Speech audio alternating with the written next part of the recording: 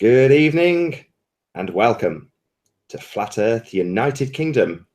Joining me this evening on this panel of excellence is Zoe Scribner, Validation Boy, Stephen Chess, Spectacles, Patricia Steer, and Cathexis. So, a very warm welcome to one and all. How are you doing? Take two. You're doing great. Try them again. Hi. Hey, Nathan. Thanks for having me, man. It's a pleasure. We started off before the show saying, what's the topic going to be then, Nathan? I was like, yeah, no topic. It'll be maybe a bit of flat earth and other hot potatoes on this one. We shall see. But there's no set topic. It's hopefully going to be joined by other people who will just pop by and say hello as well. But it's more of a celebration. I'm just so chuffed for myself that I've managed to reach 100 shows. So I totted them up the other day, and it was actually 104 live streams, but 4 or 5 of them were just like tests and things. But it was like 99 shows. This is the 100th. And yeah, I wanted to invite some of the old guests back on and say, come and say hi and chat with me. By old guests, are you talking age? Because no, I'm just joking. No, that wasn't a slant on anybody who may come on that's older. So no, definitely not. Yeah, and a new guest to the show, technically speaking, is Sean. So how are you doing, Validation Boy? Hey, I'm doing great, Nathan. Congratulations, by the way, on this milestone for you. Yeah, it's come at a random time. It's not exactly like exactly a year or something. It's like 18 months of live shows. But yeah, I'm really chuffed. I can't lie. So thanks. No, really pleased. It is a big thing to reach something like 100. It is. I mean, with all of the things that we go through as flat earthers or non-globe earthers or earth curious people here, because we have everyone different types represented. We go through a lot because we're not in the mainstream believing what everybody else believes. And to make it to 100 and you're still alive, you don't have too many bullet wounds or scars, because we do sort of get those along the way, kicks in the gut and just all those things that happen as you try to speak your truth. So hey, congratulations. Ain't that the truth? You made it. Yeah. Well, I hope Spectacles doesn't mind me saying this. Again, we talked about it just before we went on air, but you're becoming a bit despondent with some of the things that happen in our community, if we can call it that. Are you happy to speak to that? Maybe not. Maybe I'll put you right on the spot. I think I have before. I mean, outside of like things that are happen offline and not in public, I don't have a problem discussing. I know that people are trying to reach into my private affairs and use it against me or whatever. And then, I've been threatened with being doxxed and having my identity placed out by both some of the globe people. It's just really, I get tired of the threats. I get tired of the people not investigating. And then, the community is getting more and more fractured. We're getting information silos, and yeah, that's what my beef is at the moment, I guess. Yeah, it's fair enough. I mean, it's one where you kind of want to tell people to take it extremely seriously. We say things like, "This is the biggest deception mankind's ever seen," but at the same time, you've got to tell people not to take it too seriously and not to get too caught up in the drama, and don't let it affect you. And there is life outside of YouTube and flat Earth, so it's hard to strike a balance between getting people to take what you say absolutely seriously. But yeah, we've been joined by Gav of Flat Earth After Party and also Mark Sargent. So how you doing, Mark? How you doing, Gav? What is this? Are we on? Is this live? We're live. Yes, we are. I'm doing well. How are you? And how are you doing, Gav?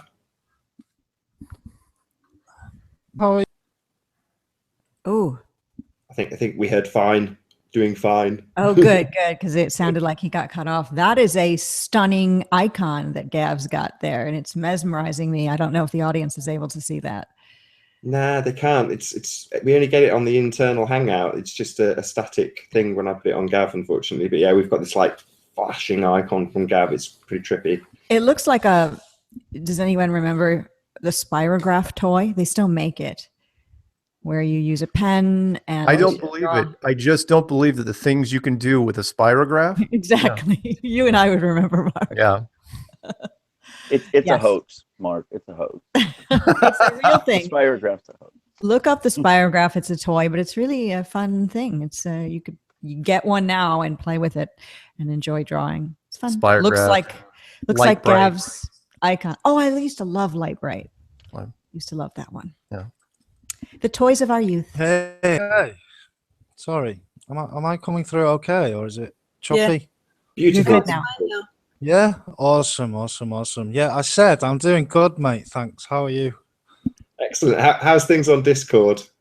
Awesome, man. Awesome. I couldn't have imagined how well it's actually going, you know. People are like all over there now jamming away. They got the sax on the go, we got singing, we got guitars. It's awesome. And I've just put today a music bot on that we can queue up music. So today what I've tried to do is queue up like lots of greatest hits from random artists for people to listen to, you know. It's cool. It's really good. I like it. I was in there the other night, and you had Tone Overdrive, and he was basically playing DJ and taking requests, and people would talk about the song and then chat in the chat feed that goes up. It was just wonderful. It was really, really nice. Yeah, good times.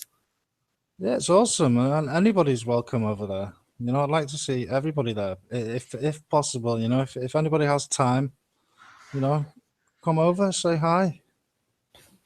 For sure. I'm going to say a quick hello to Martin, and then say hello to all the people who've joined us in the chat as well. So how are you doing, Martin? Good. Congratulations, Nathan. Good to see you. Thank you very much. And I'll scroll down a bit of the chat. So we've got actually, I might screen share this. Why not? We've got a rather special screen share feature. So my desktop is actually the internal workings of the ISS. Isn't that beautiful? Isn't that pretty? So amazing. We'll bring up some of the chat so you can actually see who's getting a shout out. So we've got, hey, Shruminati, Night Angel, Irk Childs, Dina Walker, hello to you all, Retro Rich Alex, and that's Paula. Hello, Paula, Knowledge Scavenger, former guest. Hello. Yorkshire Lass Tracy, hello. Hey, we've got Spectacles. Who's he? What's he doing there? FBV Angel, hello to you too. On a Plane. Wormwood Severanty, hello. And we've got any more? Night Angel, Timaeus, John Watson, hello to you all as well. D-Truth, hello. Issa Mahal, former guest, how you doing? Eternal Padawan, who we met at the Space Center. I'm sure Martin will want to give him a shout out and say hi to. Shroomy. Music Man, hello. And who's that? Cathexis in the chat, keeping everyone entertained. I think we're reaching the bottom now. Anyone else? Underground Prison TV, hello. You've been exposed. Hope you saw my advert, my friend. Big shout out to you. Shout out to You've Been Exposed for sure. He's doing great work. Upside Down Ed Head as well. I didn't get to speak to him yesterday or the day before yesterday. Hello, Ed. How you doing? Rawkin, good to see you, my friend. I think that's probably it. Billy Sunday. And there we are. Martin's in the show. So I'll stop sharing there so we can go back to our beautiful looking panel. I've got a question about the ISS thing you've got on your desktop that we're able to see whenever you speak, Nathan. If it's so easy, look at that. You can easily make yourself on the ISS floating right now if you wanted to. It would be like 3 clicks and you'd have it set. And then people on YouTube argue with each other, especially people who believe the ISS is really there and that we live on a ball and that everything that the mainstream tells us is true. They'll say, well, I've seen the uninterrupted footage. There's no cuts. It's real. How disprove this, debunk this. And they show it floating through the ISS. And look what you can do on your PC. Imagine what they can do with what they've got.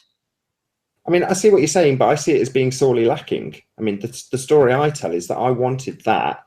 Well, not that, but part of what the wallpaper engine does, which is what gives you a desktop like that. But I wanted to have Earth from space to see weather. And I thought it'd be really nice to have, weather patterns on my desktop.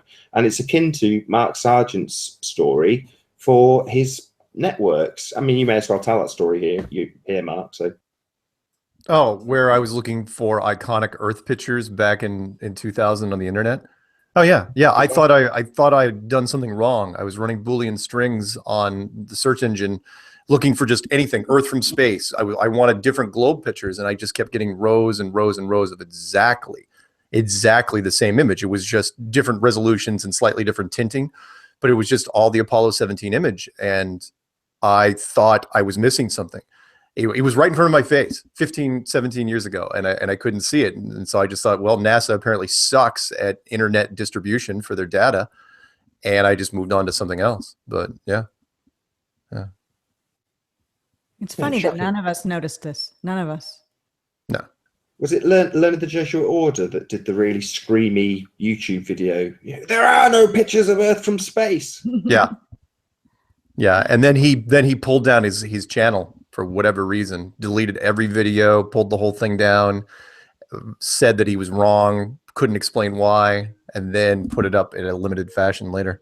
Right. He said that they were doing real science on the ISS. Yeah, exactly. Yeah, whatever. It's very strange. Well, weird science, more like. Yeah, that's pretty scary. When what happened to Learn of the Jesuit?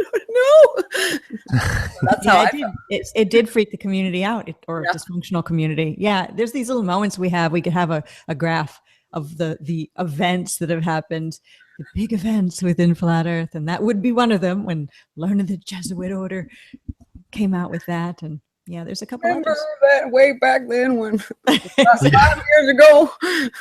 Yeah, those were the days. Yes, exactly.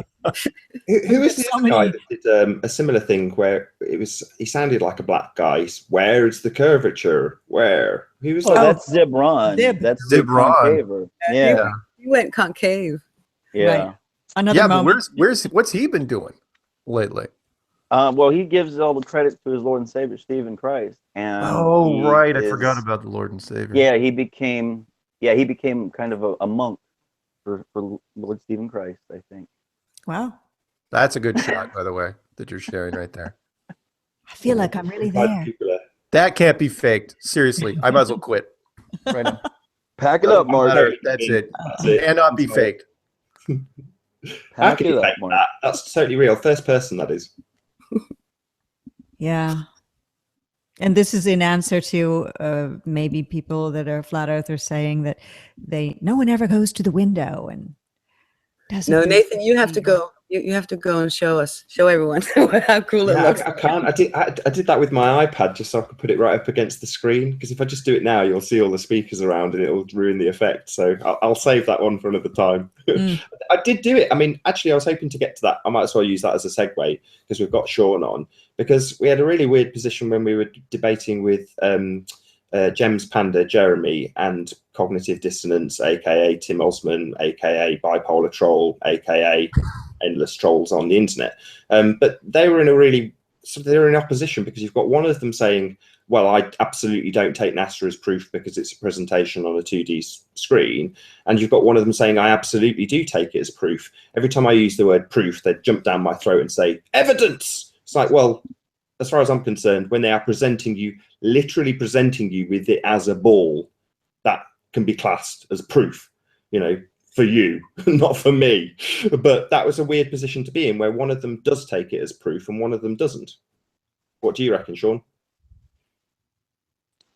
Well, I mean, you and me absolutely destroyed those guys on that show. I want to thank you so much for joining me on that show, man. That was a lot of fun. We pretty much crushed them, and we pretty much put an end to a lot of what they're saying. We are just sophists. We put a little bit of an end to that, and I see Tim getting really frustrated lately after that because we kind of laid the smackdown on those guys, and the things we were saying to them are things that they are not going to be able to get past if they're going to be intellectually honest with themselves. Yeah, my ambition was to sort of turn the table so that they're so used to listening to a flat Earth proof and then picking it apart and finding flaw with it. So I took the reverse tact and said, well, let's have you present those back to me as though they're proof of the globe. And when, although it's fallacious, when you're taking things like the Dob cam footage and saying, well, I can put this into Photoshop and show there's curvature, rather than going into the argument about the camera spinning through 360 degrees, you just say, okay, fine, I'll write that down and take that as your proof of the globe then. So we'll write that down. Dob cam footage shows curvature. What's next? Well, you know, go up to the top of a mountain with a theodolite and you can see curvature from there. Right, okay. So you think at the end of this list of things, which are basically where they've picked apart flat earth proofs, you're left with this really quite crummy list of proofs to present to somebody that they live on a spinning globe, as opposed to what they see as very strong ways of picking apart flat earth proofs. Well, you know, I see the reverse. This is a very weak argument to prove you live on a spinning ball, my friend. It was funny to see how triggered and emotional they got over the fact that you were literally just listing back their own evidences or proofs to them. They couldn't even handle that. Yeah, it's a police tactic, actually. That's what the police do with you. Not that I've had that many encounters with the police, but that's precisely what they do. They take out a notepad, they write down what you say, and then they just repeat it back to you. And you suddenly, you know, if you're saying something that's dodgy, you get very frustrated very quickly. I want to interrupt and ask Sean to perhaps unplug his mic and then plug it back in. I heard some static, and then I asked the chat, and they said they heard some static only when Sean is speaking. Validation boy. So the mic unplug plug can work sometimes. So. Yeah, or if not, drop and then just rejoin. Just drop the mic. That works. It solves everything. Yeah, proof density. Well, honestly, my battery's getting low, and I'm really fired up after the conversation that me and Nathan had with PMARS and Tim Osmond. So today I've been dedicating my time to working on a new narrated piece that's going to be a little bit lengthier than my other ones. And I'm really fired up on it right now, and I just really wanted to work on that today. And I also wanted to come in and say congratulations to Nathan. And I also want to publicly apologize officially to Nathan and to Patricia and to David Weiss and to Mark Sargent if I have said anything to offend Mark Sargent. I was wrong about a lot of the things I said about you guys in the past. I think that Flat Earth, we don't necessarily need to be a team because I advocate for free-thinking individualism, but we do need to start being nice to each other.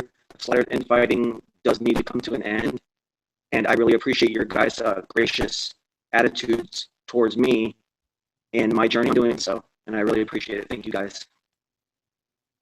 That's another unexpected surprise. I mean, you said something similar on P. Mars's show, and I'm slightly less lost for words now, having heard it a second time. But I know, Patricia, you commented on this. It is unheard of in our community. I can't think of another example when someone's just basically taken ownership of their mistakes. And you'd have to watch the beginning. I'm sure you don't want to do it all again now, Sean. But yeah, you know, at the beginning of P. Mars show, you basically said, this is something that I've concocted in my own mind. I've, you know, drawn conclusions from things that have happened that were incorrect, and then I've taken my assumptions and published them, and that was wrong. And you know, as much as maybe people on this show won't hear Sean quite so well because he's got a bit of a distorted mic, but essentially what he's saying is, I'm sorry, I was wrong, and that takes, number one, a lot of courage.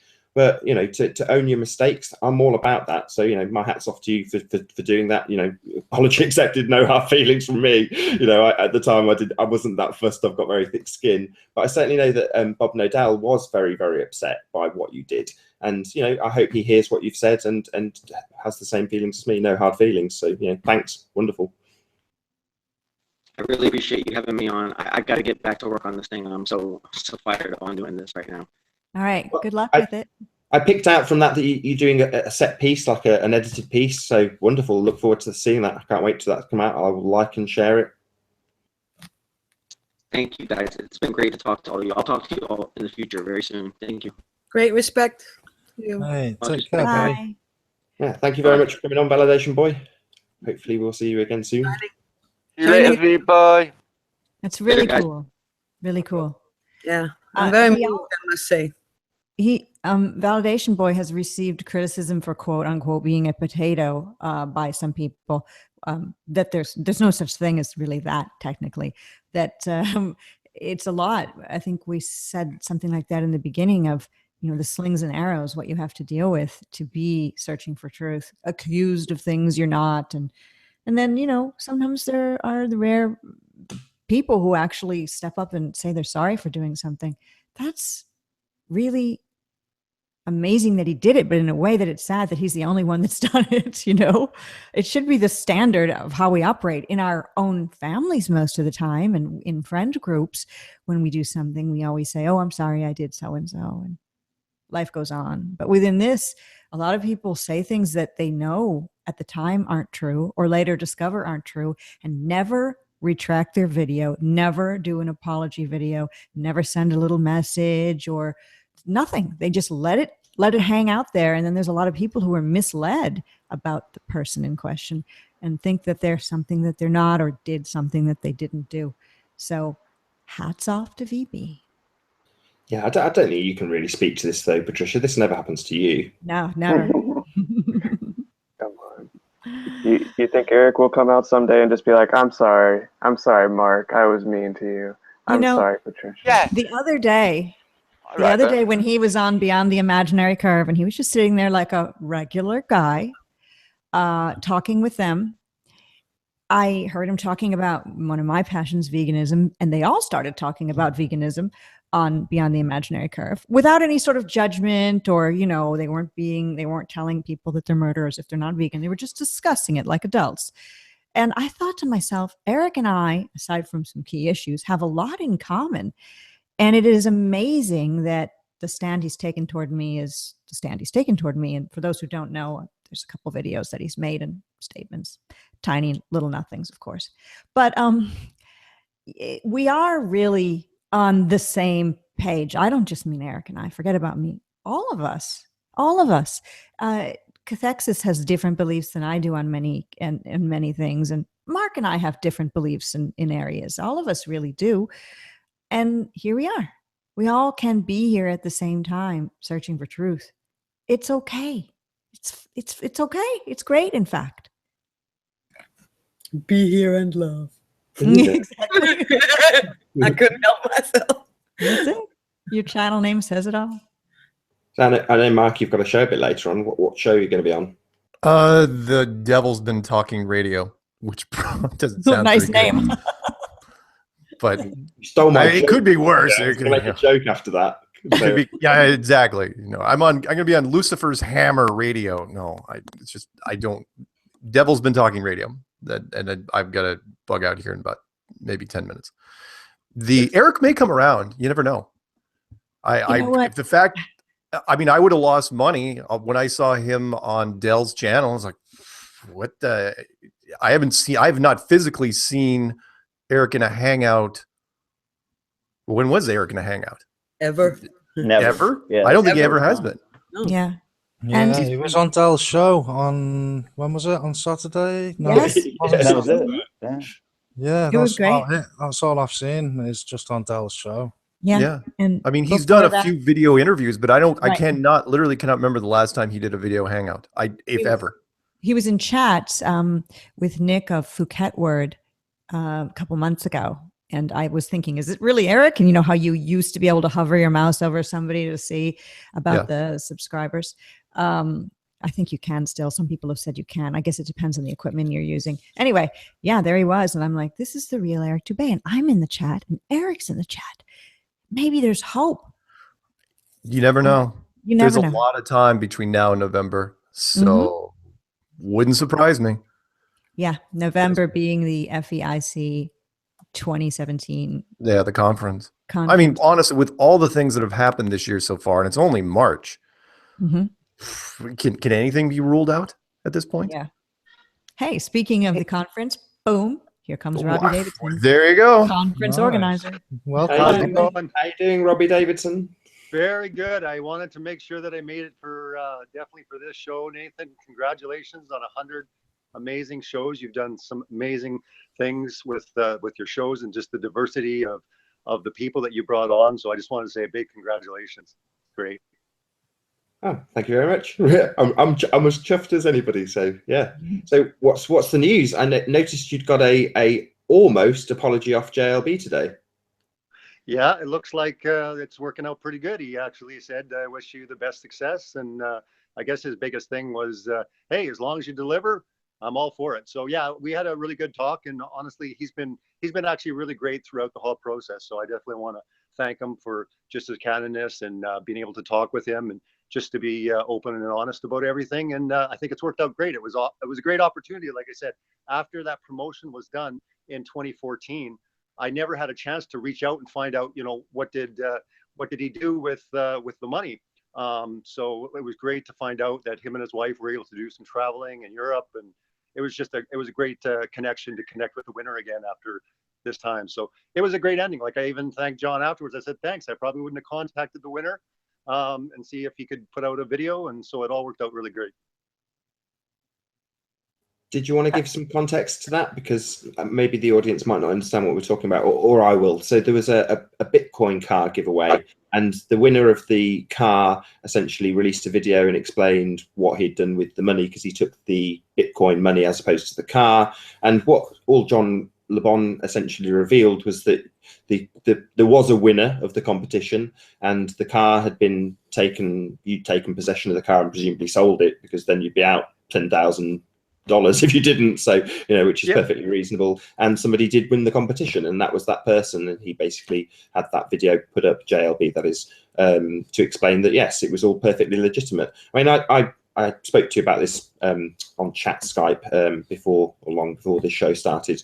But I had spoken to JLB about it on whatever you want to call it, a phone call, Skype call, and he said he was very he had a lot of admiration for what you were doing.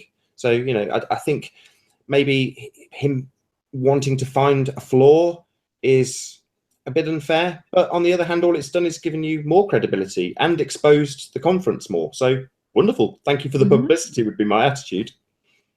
Yeah, no, like I said, it was a good turnout. And anyone that doesn't know the story, ran a promotion in 2014, and basically it was an awareness tour for Bitcoin. Did 50 cities across North America in 5 months, I believe. So we went to pretty much every major city in Canada and the US. It's all documented. You can see the entire tour. But basically, it was kind of an awareness tour. And at the end of it, you had the choice to either with the car that we were driving that was all deckled out and had all these amazing kind of stickers and stuff, or you could take 10,000. So it was the car or Bitcoin. So in the end, they had the choice. And yeah, Eric Miller was the winner. And we transferred the Bitcoin, and he and his wife had a great time. Actually, he even mentioned to me that he's kept 3 Bitcoin, and he's glad that he did, because like I said, it's been going pretty crazy lately. So it was a good promotion. Like I said, my background is in marketing, advertising, and the company that I had created just looked at marketing and doing some things that are outside the box and just ways to promote something. So now that I'm in,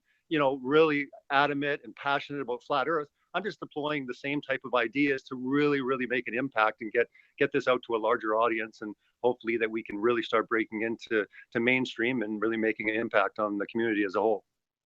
Has it really sunk in for you though? Because you're obviously very, very close to this. Just quite how much of an impact you've made. I mean, we've got Mark Sargent sat over there. I know he's as giddy as a schoolboy, so maybe Mark can reiterate to you just how exciting this is. But my question is, has it actually sunk in what, just by saying it's going to happen and starting to organize it, the kind of difference you've made? Yeah, I wouldn't say that it's like sunk in, nor do I want it to, because then the nerves will set in.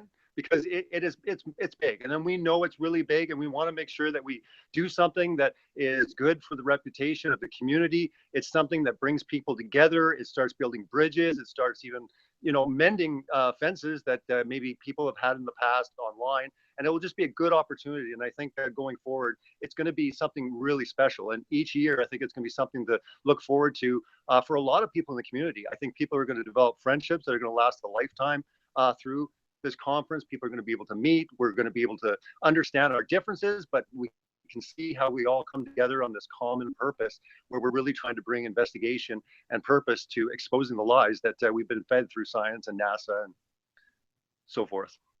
Yeah, plus it'll humanize a lot of the people. They may still be on, not on stage, but you know what I mean by that, making presentations and such. But it will still serve to humanize those people, because they're still going to be wandering around the conference at some point, drinking a cup of coffee and just shaking people's hands. And having done things like that, although on a much smaller scale, it really does serve to humanize the people that you meet, and for them to get an idea that you're not a CIA shill informant crazy thing that they've come up with in their mind just because they've seen you effectively on the television. You know, we're on a TV screen for many people, but we're just normal guys. I mean, we were talking earlier about Eric Dubay, and just having him take that step to, and I don't want to say he's stepped into the trenches, but you know what I mean? He's come on to a hangout, and that has served him very well to humanize him. You know, he was on the same level as everybody on that hangout. And you're doing it in a much more grand fashion. It's much more real when you can actually stand next to somebody and smell them.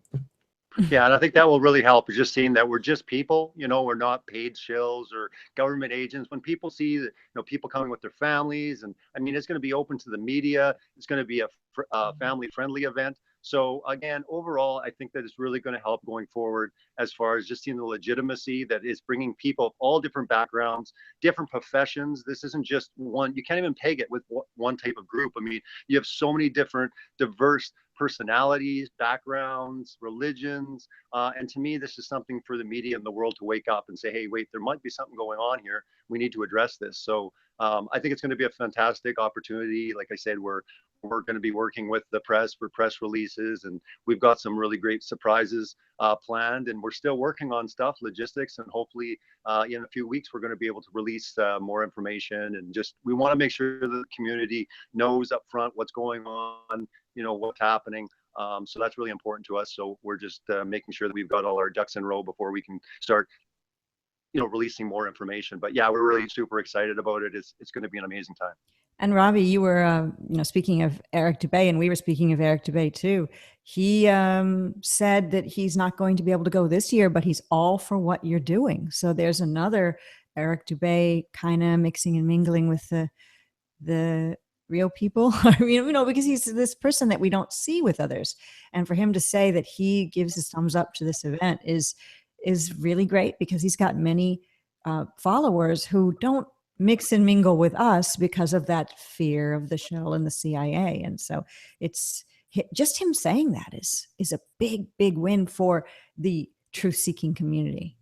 Yeah, and I think just waiting, like sitting back and waiting approach, like I think Eric Dubay will, you know, see it go, it will happen, and then all of a sudden he'll be like, yeah, maybe I'm going to go, you know, because he's going to see the opportunity there. You know, he sells books, he does different things, and again, he's brought a lot of great things to the community. I mean, for me personally, I mean, he was one of the first videos I watched, right? I've watched other ones like D. Murphy and different things. So I explain to everyone all the time, how many flat earthers just stay on one person, just Mark Sargent, or just Celebrate Truth, or just Brian Mullins? They don't. They look all around and they start developing their own, like through their own journey, their own path. So sometimes we don't need to be so scared of other people out there, even if they're, you know, ooh, a little scary, or they're talking some crazy stuff, because people are smart enough to start looking through it, take the good, take out the bad, and recognize what we're all doing, and what's our common thing that everyone agrees on. We don't believe it's a spinning ball flying through space. So I always let people know that no matter what happens, remember, we all can agree on that. We can differentiate on all these different ideas, but when it comes down to that one thing, I don't think there's any flat earther that believes we're on a spinning ball flying through space. Just while we've got him here, Mark, can you tell us exactly why you're so excited? I'm hoping you'll, you know, boil it down for everybody. Well, I'm so excited about the conference. Absolutely.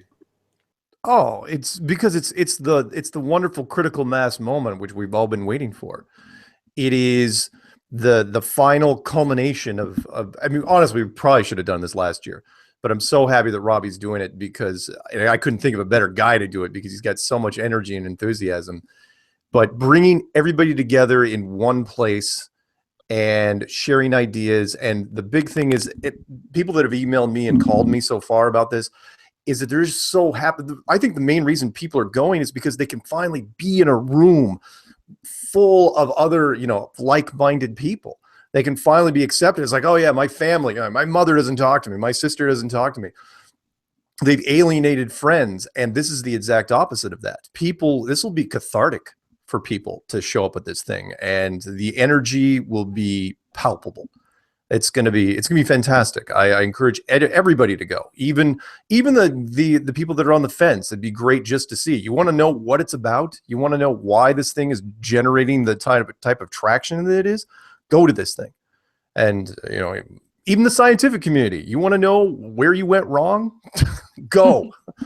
You'll find out what happens when an idea takes shape and grabs hold and won't let go.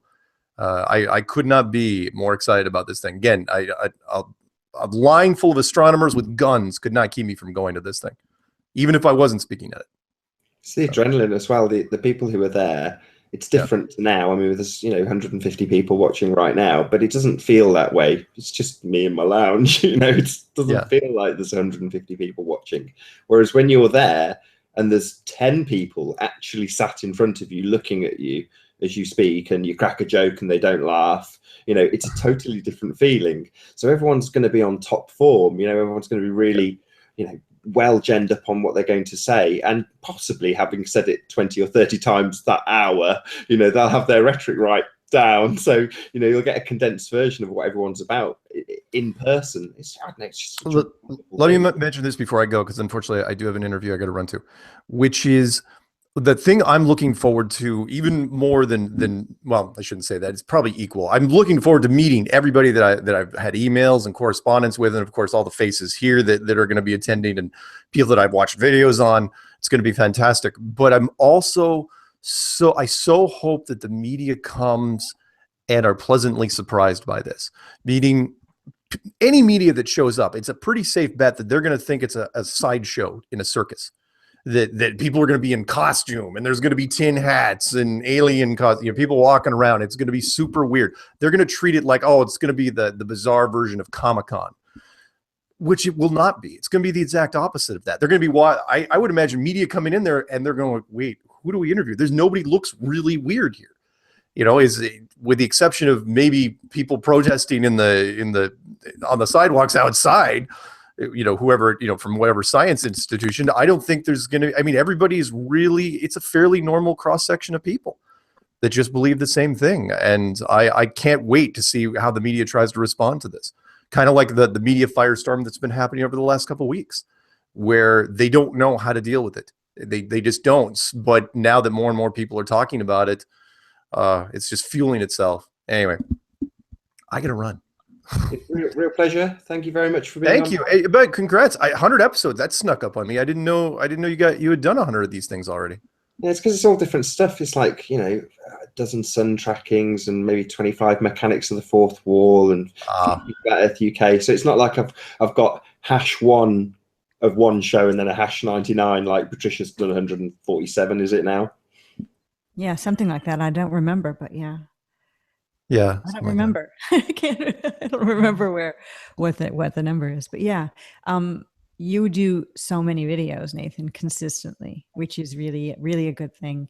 Your channel always has something fresh to offer, and I need to do that, but I get distracted with stuff in my house lately. So I commend you for that, just being on top of it and doing the consistent videos. And of course, Mark always doing interviews. He's probably the only person who will be at FEIC 2017 who won't have to practice what he's going to be speaking about when he hits the mic, because it's like, just like that. I'm trying to come up with new things. I now understand, and I'm not saying I'm a celebrity in any way, shape, or form, but I understand if you get interviewed enough times, eventually you start coming up with stuff. It's like, oh, you know what? I'm going to go a different way with this because I don't want to answer it that way anymore. Right. And not because it's the wrong answer, is because you get tired of answering a certain way, but it helps. Right. So yeah, you got sorry to interrupt, but yeah, you got a great way of articulating it, Mark, on your last interview with Western University. It just flowed. And I think for most people hearing that, they can just start formulating it. You have a great way with analogies and even movie references to start kind of putting it all together. So yeah, you do a wonderful job with your interviews. So thank you. It really comes down to the host. If the host is somewhat open-minded, and luckily with this topic, they're on their heels quickly enough that they can't attack. It's like, whoa. They finally realized after the first 10, 15 minutes, okay, he's serious about this. I'm just going to sit back and let this thing happen, and then maybe treat it, because he may be a mental patient as far as they know. Anyway, I got to run, guys. Thank you very much for seeing everybody, and I'll talk to you guys soon. Thanks again, Mark. See you soon. Good luck, mate. Bye-bye. Gives me a nice opportunity. I got to run myself too. I just wanted to pop in and congratulate Nathan. And real quick, I'll just let everyone know, if they're not familiar with the Flat Earth International Conference, they can go to fe2017.com. So it's just fe2017.com. You can find all the information, or reach out to me if you have a question, and look forward to meeting all of you there. Thanks again. Really pleasure to have you here, Robbie. Really pleased to see you. And yeah, good luck if we don't speak again on the conference. Yeah, man. Thanks for the conference. Take care, man. Bye. See you later. So who here is going? No time. I wasn't, but I'm gonna try now. Oh, good. Oh, that will be so cool. Okay, I'm just going to go. I haven't decided yet personally, but I gotta try. Good, good, good. Right, I'm going to go to the chat, say a few more hellos to everybody. So a few more people have joined. Mark Twain, how you doing? Hello there. Joy 4118. Ace McLeod, the star of the show, how you doing? A massive, massive shout out to you, Ace. Every single time you say shout me out, and I very rarely do. So a big shout out to Ace McLeod. YouTube, hello, Silver Wolf. Mikami, how you doing? Hello. How do you say this? Zulu One, hello, how you doing? The Afterlife Now, hello. Very nice to have you here. Durka Daka, Tameas, Ex-Stranger, he's in the chat, so he's Spec. I think that's it. I think I've gone through. There we go. Chad, hello. Nice to see you. Fanny Lancer, tut. Fanny Lancer's normally so well behaved. Shout out to Fanny Lancer. His stuff's hilarious. He's made some funny videos. I'll give him that for sure. Is that Bob that's joined I us? swear, I just heard Bob laugh. Yeah, that's Yes. Bob. It's me. Hello, everybody. The devil's advocate himself. Yes, yes, indeed. I'm sorry. I'm sorry I ran so far over, Nathan, but the show kind of took on a life of its own, needless to say, and I had no idea it was going to run into 4.5 hours. That's what it's like with a good topic like that. I mean, a controversial topic is a good topic, and you've covered it before, and frankly, I was less impressed last time. This time it was good, especially early on when Jaron jumped in and started addressing things. I'm going to say it very bluntly. It's funny because usually I'm the one that's sitting, back quietly and letting Jaron talk about something that's really agitating to the audience. And today, by me kind of being the devil's advocate, I was put in that position, which is unique for me because I've never really seen that much negativity come out of it. But I just wanted people to understand that I was just kind of playing that devil's advocate. I certainly don't believe that, it's not that I don't believe, about what I was talking about, but I don't believe that children should be treated that way or anything like that. But I was just trying to kind of expand on the whole idea of what it is to be a conscious being in this reality. And, the fact is that there's all different sides to what we see and perceive, and not every in fact nobody is unique in any way, or everybody I should say is unique, excuse me. And that's all I was kind of trying to represent, but I did really get under some people's skins. It's a topic you've got to cover, though. I mean, it's not something that everybody's going to enjoy listening to. You can't please all the people all of the time, but I think you did a very good job of it. You're not trying to force it down anybody's throats. You've only got to switch off if you don't like the subject. But it's a subject lots and lots of people are looking into. Mir typifies that, and you had him on the show, and he talked about it. So what more can you ask for? I think you did a very good job. Oh, well, thank you. I appreciate that. And I really enjoyed Chris and Cherie. This is the first time I had ever interacted with them. And I thought they were fabulous guests. And the whole, a lot of people were asking, well, does this mean you guys are advocating the use of ayahuasca? And the answer to that is no, we're not. However, the purpose of it was to point out the experiences that a lot of people do have on it. Now, if people want to do that, then by all means. In fact, at some point, I would like to try it myself because I've heard so much about it. It sounds like a very profound experience. And I kind of like that idea. So, for me personally, I will probably do it, but I'm not advocating it for anybody else by any means. Well, David Weiss in the chat was saying that it found him. That was how you got phrased. And I quite like that. Yes, like when the time is right, it finds you, according to David. Yeah, exactly. And I feel the same way. I've had opportunity to do it several times before, and obviously I didn't. Therefore, there must have been a reason. But I'm fully believe that all good things in their own time. And yeah, so I thought it was a really interesting show. I was trying to stick a lot more to the technical aspects of the holographic reality, because believe me, there is a lot of science that backs it up. But it just kept kind of wandering away from that. So I figured, well, you know what, if this is where it wants to go, then to heck with it, we'll go with it. Well, it's certainly something Ken on, I can never say the channel name properly. Is it Theora Hypothesis? Have I said that correctly? Yeah, Theoria Hypothesis, Ken Wheeler. Yeah, he absolutely, his mantra, it is a holographic universe. Our existence is holographic, I should say. Yeah, and honestly, I'm leaning more and more that way. Not that I want to sit here and find myself in agreement with like Ronnie and Jason, because I think that their concept of it is completely distorted, and ultimately they have done not anywhere near enough research into it. But there is a huge scientific and philosophical basis for this idea, and a lot of amazing evidence that really does support the idea that we are in some sort of a simulation. And whether it's true or not is kind of beside the point, at least to some people. But to me, it makes for a really fascinating discussion material. Talking of fascinating discussion material, the supercell, I've got to bring this up while I've got you on, Bob. So the one that you made out of blood, that just said this is a nice controversial show. What did you make of that? I thought that was amazing, but of course, what's happening is it's the iron in the blood that is literally conforming around to those magnetic flux lines. So it didn't surprise me. What did surprise me was how little amount of blood it took to get that effect. So that was kind of cool.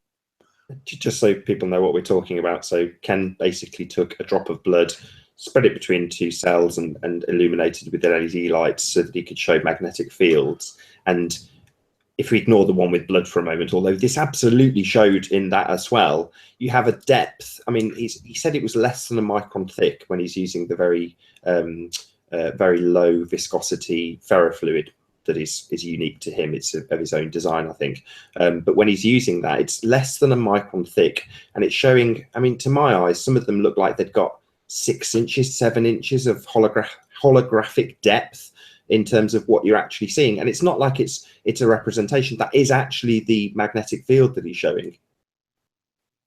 Yeah, absolutely. That was absolutely fascinating.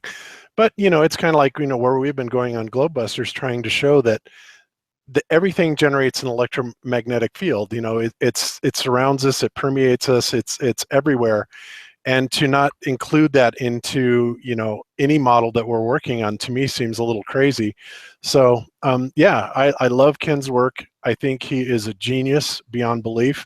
Of course, it was he that kind of turned the light on my head about what I have come to conclude what gravity actually is, being more of an electrostatic manifestation than anything else. But just one little word from him, all he said was, yeah, if you take a old type CRT TV screen and how the dust attracts to that, well, that's really what we're talking about, that gravity is. And that rang so hard that I was just really inspired. So I love the guy's work. I really do. I want to put out a little appeal for Ken. So this is on behalf of Ken. If you see Ken around and he's taking pictures, don't interrupt him. Don't ask him anything. Just let him do his work. So there you go. That's an appeal for Ken. Another question about the potential holographic universe is, how did Bob's voice get into Nathan Oakley's body?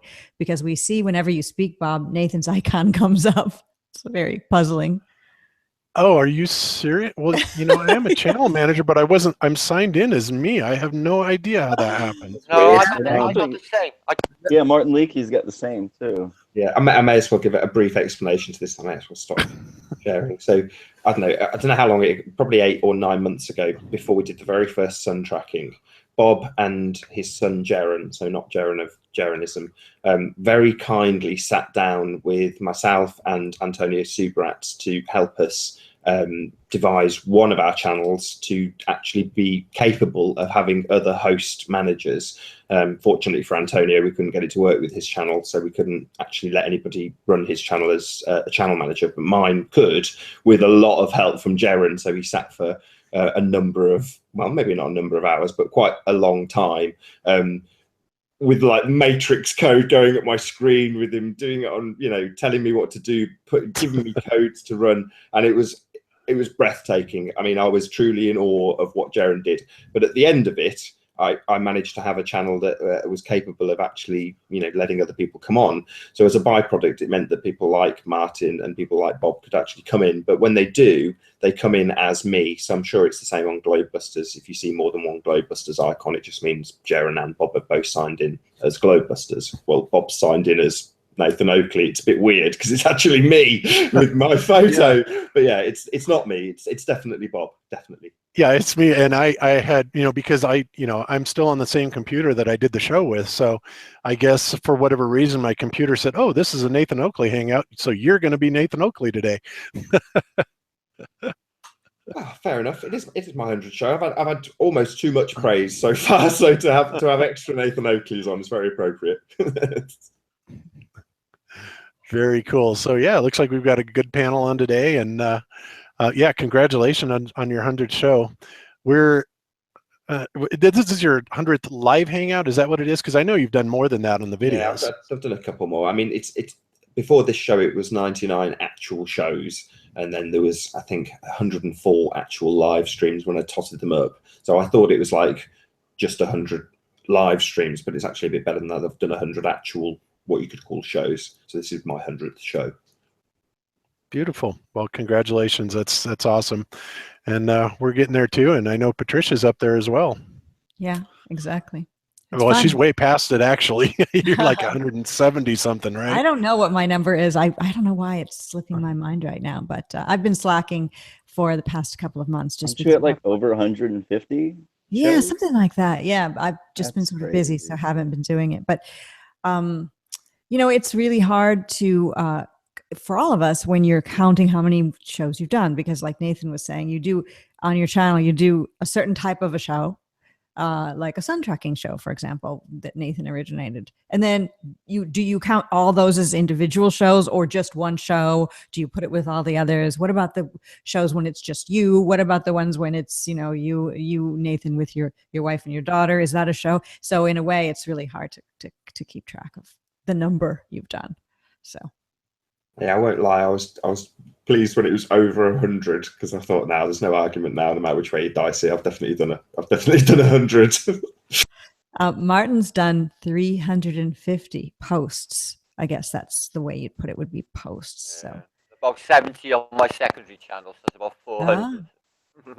I know. I've been busy. He's got us all beat. Yeah, I noticed Amir made a post on Facebook saying that it reached 1 million views. I assume that's on his Sanity channel. Hoping you'll pop by. I've sent him the link. But yeah, so if you're watching this, Amir, on Skype, you've got a link to the show. Hopefully you can pop by. But yeah, he reached 1 million views on his channel. It's like wonderful. You know, all of us started as nothing channels with no subscribers. I'm pretty sure, let's just have a look across the panel, there's no exceptions here, yes. All of us had no subscribers and, you know, have built up our channel just by talking about pretty much the same thing. You know, conspiracies aside, it's mostly flat Earth. So it's astonishing to see where we've all come from. You know, Globebusters is a typical example, isn't a typical example in the respect that you've got more, you're what's considered a popular channel because you've got more than 10,000 subscribers. Same with you, Patricia. You're what's classed as popular. So as much as I've done a lot of videos, I'm not considered popular in the eyes of YouTube. But it's nice to see that there are, you know, more Eric Dubays, Jarenisms, Globebusters, Patricia Sears, Mark Sargents, you know, all of these channels, Mr. Thrive and Survive, dare I say it, Tiger Dan, all of these channels have brought people along a path of self-realization. And maybe, yeah, I don't know, Bob now ties this back into what he was talking on Globebusters tonight. I don't know, we shall see.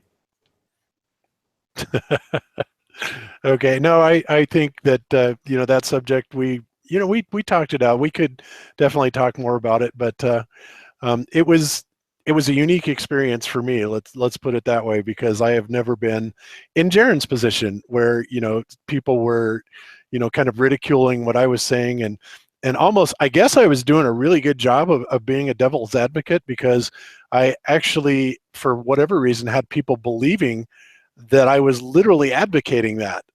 So either I did a good job or I was horrible in trying to make them believe that that wasn't what I thought. I don't know. No, you definitely did a good job. I said it a couple of, I don't know if you spotted, maybe not in the chat, that no, it doesn't necessarily mean he supports the idea just because he's fighting that side of the argument. You know, it's just one of those. It doesn't matter what you do. You're damned if you do and damned if you don't. So don't beat yourself up over it.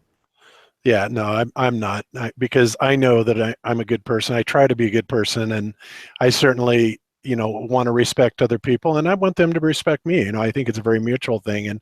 And as far as the morality that Jaren was talking about, I agree 100% with that. I was just simply trying to, you know, kind of point out the other side. Spec has a comment in here that says raise his hand. Did you want to say something, Spec? Yeah, well, what I was going to ask is, you know, now that you guys are, you know, well over, you know, 100, do you have any advice for, you know, someone like me or someone in the chat that's, you know, trying to, you know, get a good following, and also maybe any of the struggles that you had that could have been avoided, and in any advice at all, and for someone like myself who wants to do more shows and kind of gain a following? I'd say Patricia's not the best person to answer this. I've already given you a bit of advice on this, but maybe Patricia, you want to speak to that?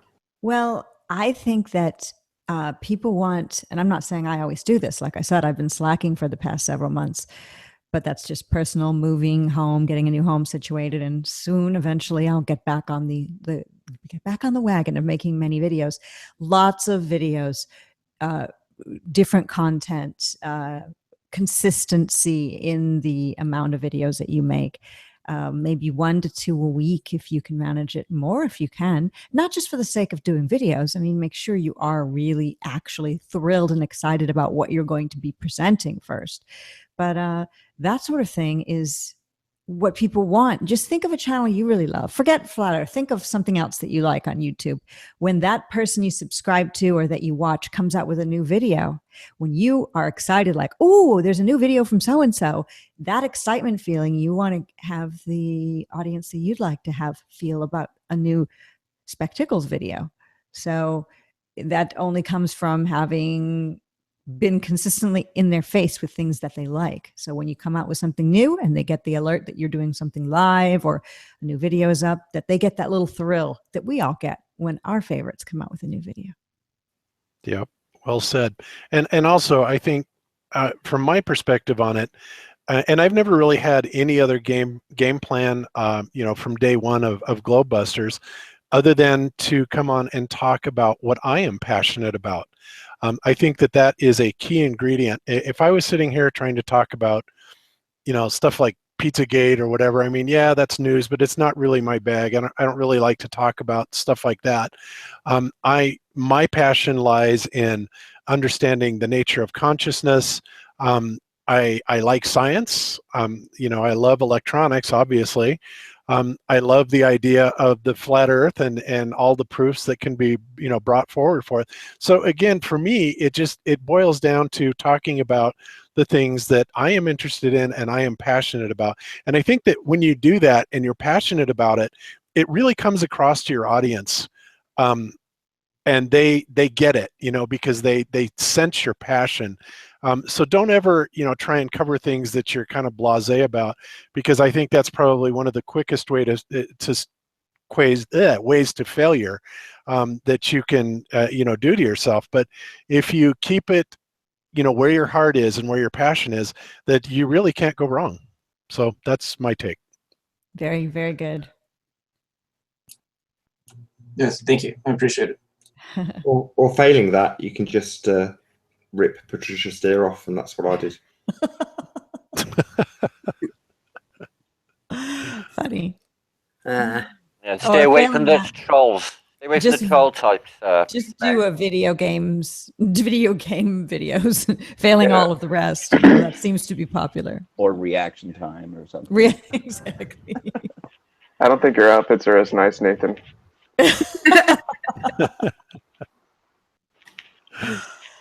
Funny. That's a good. So comment. is Jaren going to come on today? Did he say that he was going to come on, Nathan? Yeah, he said he'd swing by if he could. Whether or not he does, I don't know. I'm hoping he's going to be in awe of my ISS feed that I've got, because I think that's awesome. I mean, looking at it, to me, it looks like there's a curve. Yeah. It's got the full-on player piano effect going on, the full-on, model that looks totally out of place with the background. It's got it all, man. It's got everything. Yep, you betcha. So I haven't heard it. I don't know if he's got his mic on mute at the moment, but can you hear us, Cathexis? Because I'm hoping you're going to suddenly get branded a potato soon. So. No, I'm top brass. Top brass, eh? I'm flat earth, top brass, potato all day long, apparently. Oh yeah. We all are at heart. Oh, you're agnostic, though. I mean, you wouldn't necessarily go out on a limb and say the Earth is flat, would you? No, I mean, I recognize it as a belief system, either side.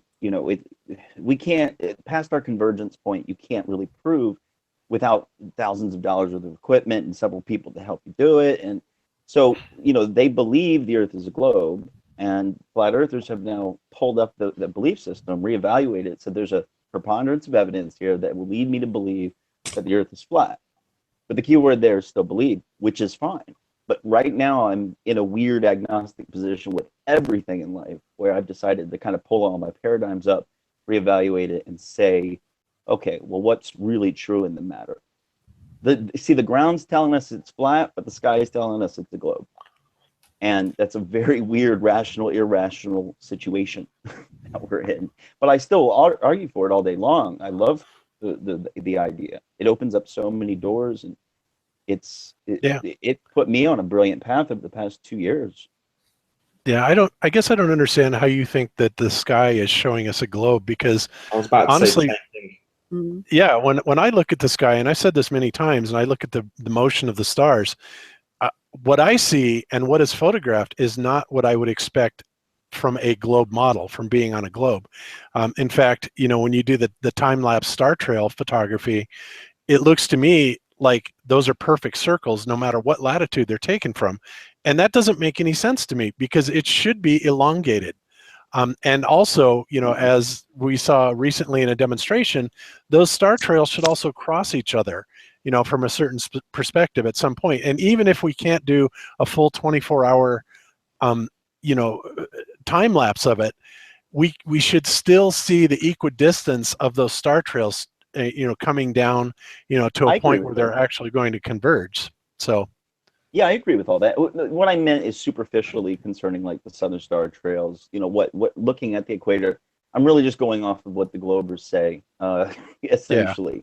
It's just a frustrating topic. It really is. And I have a ton of respect for conviction. Enthusiastic the other day. Well, I am very enthusiastic about it. And I will say this publicly, that it makes the most sense to me at this point. It certainly does. And there does seem to be a preponderance of evidence. It's just, I don't really, we don't know. I mean, honestly, it could be concave in a way that we can't even comprehend. That's what World Beyond the Poles says. If you go read that, it's just the concavity is so massive, literally like twice the size of the globe, that it's not something that we can perceive. So I have no idea what it is, but I'm comfortable saying I don't know. Sorry to interrupt. So we've just been joined by Amir. How are you doing, Amir? Hi, Nathan. How are you? Yeah, I'm very well. Very pleased to have you here. Sorry for being late. Hey, well, it's a drop-in show. Blame it on Globebusters. Not late. So it's just a drop-in show. So just okay. If you disappeared now, I'd be pleased. Not that I'm saying do that. Okay, I dropped in then. Good show with Globebusters. Really pleased to see you on there. Yeah. Thank you. It was very interesting. It's one of those shows that I'll probably be thinking about for a while, because it was so much info. But yeah, it was fun. Yeah. What are you guys talking about? Hi, Bob. I didn't really hear. Everything. Hello. Yeah. I'm posing as Nathan today, Amir. So somehow I got signed in under his account because I'm a channel manager. So it decided that I was going to be Nathan Oakley today. So, fair enough, whatever. You look nice in a suit, Bob. You're just projecting your quantum form differently. Yes. Yeah, that's it. Limited flat Earth chat because we've actually found the curve, and it's up now. We don't need to have any. Oh, really? Pack it up, guys. Do we all close our accounts? Is this goodbye? Yeah, I think so. It's checkmate, guys. Game over right there. I'm going to do vlogs on consciousness, so I'm fine. Flat Earth consciousness. No, I can't. What can I do?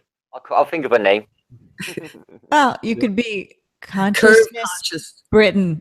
No, Quantum Martin.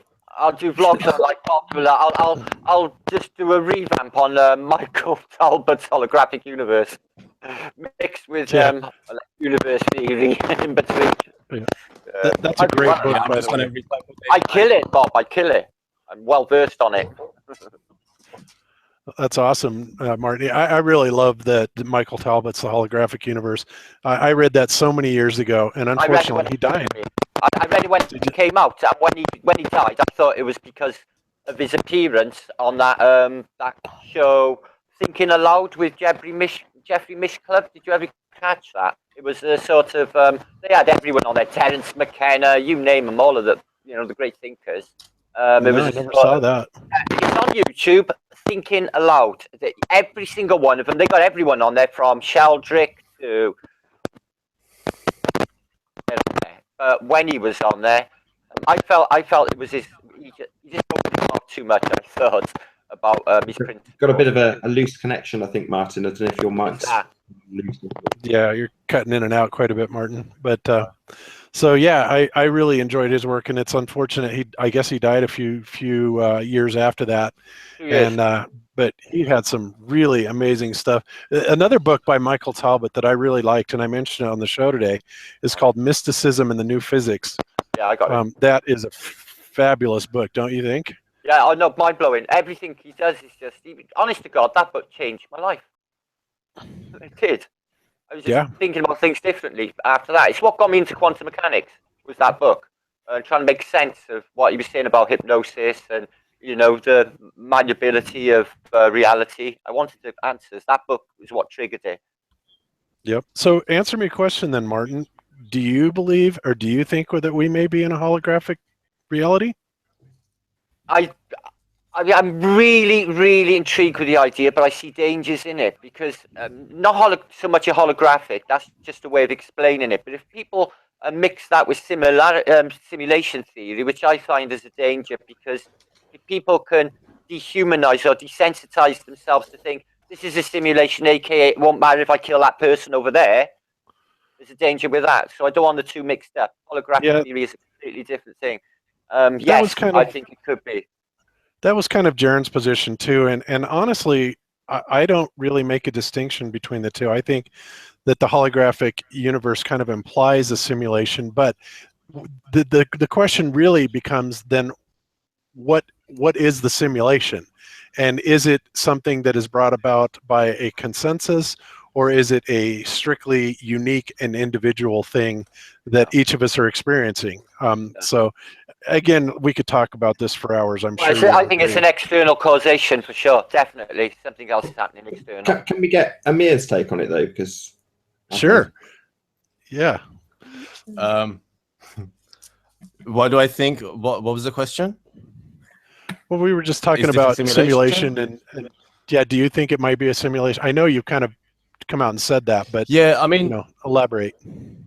The thing is, I do and I don't. The reason I say I do and I don't is because if it is a simulation, then what does it mean for us? Like, could it mean that we are we NPCs? Because this brings about the question: where do you go when you leave here? Like, all of these questions are very hard to answer. And for me, when we say simulation, like, what are we talking about? Are we talking about a computer simulation? Because if we are, we're limiting ourselves, because for us, computer simulations are the only thing we know, but there might be something beyond that, which is completely different to a computer. You know, so when we talk about simulation, are we talking about a computer simulation or another form of simulation? And if we are talking about something else, then we can't call it a simulation, if that makes sense. Well, I think in that aspect, as far as the simulation, what would be simulated would be our, you know, a world around us. As far as our interaction with it, you know, yeah, we may be like kind of like being on a holodeck, like on Star Trek, but nevertheless, we still have our own unique perspective, and we are conscious, and we are self-aware and stuff like that. But all of the variables within the program or the simulation may not necessarily be, unless, of course, there is a specific call out to some other soul that has the desire to share specific experiences, like, you know, like you and I would be sharing this in this hangout right now. So because you know, where we were talking about your show about DMT and the places we visit when we're experiencing it, what I find difficult to wrap my head around is if it is a simulation, then who are these entities outside that we communicate with? Because they're obviously not part of the simulation, are they? Or if they are, then it's just so complicated that it's just every answer brings about another question. Interdimensional. Did you meet the but what's a dimension then? I did. Well, we don't know. If we're living, what if it was 4D reality? We can't conceive the fourth dimension, as you know. So we can't see any other dimension, as you know. So is that dimension within the simulation, or is it outside the simulation? Well, that's what I'm trying to get to. No, it is and it isn't. It could be curled up. So they say with dimensions, they're curled up so tight they're actually here, but really, really, really close by, but not. So is that in the simulation? Well, if the user is external and we're the players or the NCPs, as you say, then the other dimensions could be the real realities. In that scenario, I'm thinking. Yeah. Okay. Texas, what were you going to say?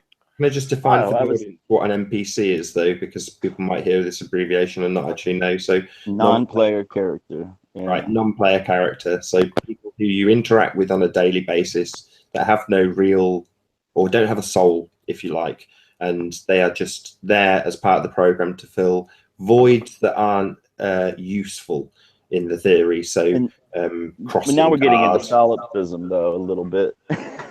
Solipsism. That was the word I was looking for today. Bob, I think it's a collective solipsism. That's what Orwell said in his book. And then when he said it, he said to Winston, well, you're not much of a metaphysician, so we'll just and they just moved on from that. But Orwell said I knew it you clearly. would know it. I knew you would know it, Kath, because I was sitting there really searching for that word. It's like, what does it mean when you think the whole universe is about you and nobody else exists? And it's like, and they're going, egoic, whatever. And I'm like, no. But yeah, solipsism. Thank you for that. Finally, I got the answer I wanted. There you go. Yeah. Good old LSD is dealing with that, I think, on a large level. But that's there's such a danger in it, though. The whole thought process where you could accuse others of being a non-player character, an NPC. It would be the new insult of the time if this is the type of world we decide that we live in. Calling Patricia, someone a non-player character. I'm only here to give you this message. I don't have a consciousness. Yeah. Oh, it's an NPC. Again, I don't think it's fair that you should speak to that, Patricia. You've never been accused of that now, have you? Exactly. But just momentarily earlier, I was asking Amir if he's met the Clockwork Elves. I have, once. Well, I'm not actually sure if it was the same ones, but I got the feeling that they were, because they were very like childlike and like jumping around and dancing and stuff. So yeah, I think it was. Was there other entities that you encountered?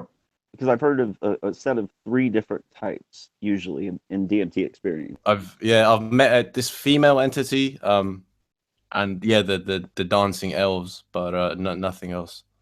Very interesting. Yeah, it's Chris, amazing. People should go out and read about the experiences. The reading doesn't do it justice. It's completely beyond words. I mean, to try and put it into a report of what happened is it's impossible. Yeah, I saw your video. You know what's interesting? You know what's interesting about the elves and stuff like that is there are other tales that have been talked about where they have these things called fairy rings, and they used to actually they've been compared to modern day crop circles, but apparently, as the lore goes, when you go into one of these fairy rings, you have to be very careful. Whoa, what is that? It's a fairy ring. Anyway, you have to be very careful when you go into one of these fairy rings to make sure you note exactly where you came into it and at what angle, or you would come back out of it like in a different time and place. And but nevertheless, the people that are encountered when they're inside these fairy rings sound very much like the DMT elves that Sheree was talking about today.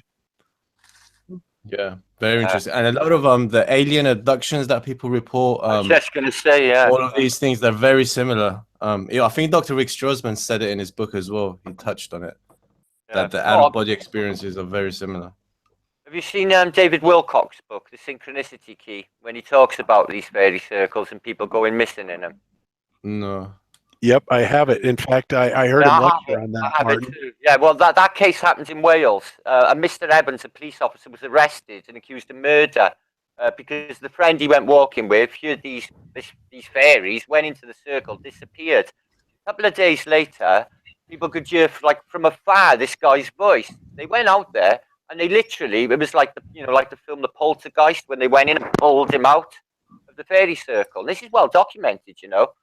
It was in the Synchronicity Key. So I've got a book about it up there, that case. That case is up there. Yeah. Interesting stuff. Very.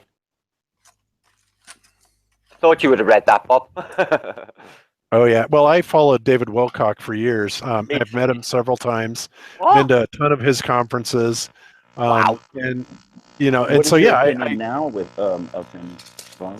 Well, he's coming out with Flat Earth, you know, Bob. Yeah. No. Yes. No, he has. But he's not talking very eloquently about it. But he has come out with Flat Earth. Look it up. I'm telling you. That's weird. That's weird, Martin, because I just saw an interview with him and David Avocado Wolf, and he was still very much describing a heliocentric universe. So I don't know. And you know, David has the intellect to go there. I just don't know. Sometimes I wonder about him. And when he was saying that he was approached several times and could have been bought off, or as they attempted to buy him off, you know, for large amounts of money, he's saying, no, I would never do that. But then his actions after that seemed to change very strangely. And ever since then, I've kind of wondered about old David, you know. I still like a lot of his stuff. He's very intelligent, but, you know, I have to really wonder where his motives. When he went up Project Camelot. Yeah. Have you heard of Andrew Basiago, Bob? Oh yeah. Know him well. Yeah, of course. He told a lot of the stuff he says is similar to David Wilcock's as well, like with the jump Mars room. Yeah, but he's come out saying that it's flat.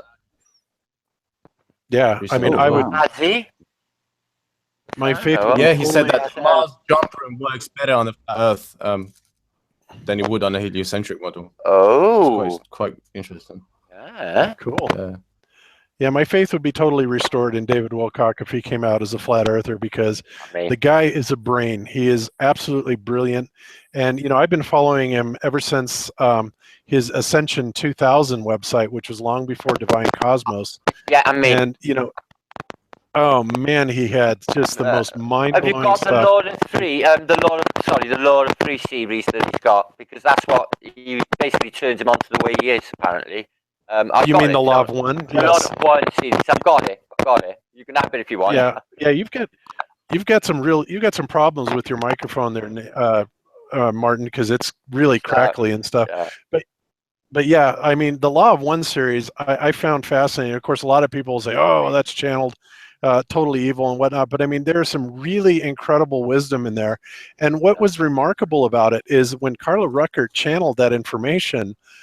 You know, that was back in the early 70s, and a lot of the stuff that Ra channeled through her was not even discovered until like 20, 30 years later as being, you know, part of our science paradigm, and that just blew me away. So, and yet there's still parts of it that I tend to disbelieve, but like anything else, you know, take what resonates and leave the rest behind.